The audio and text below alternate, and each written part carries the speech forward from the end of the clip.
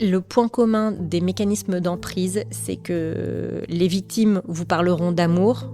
En vérité, il ne s'agit que de domination et d'ascendance.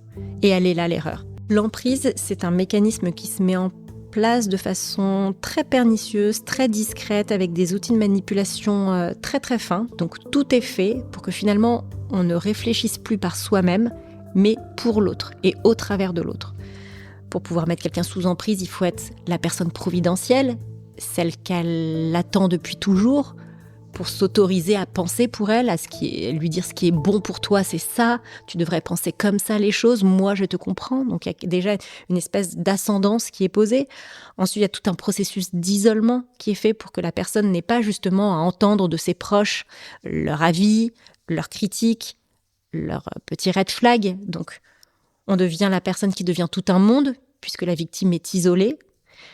Et donc, privée de ce libre arbitre, c'est-à-dire de penser par soi-même et de cet esprit critique, c'est-à-dire pouvoir avoir un regard alternatif, on finit par accéder à toutes les demandes de la personne qui nous a mis sous emprise.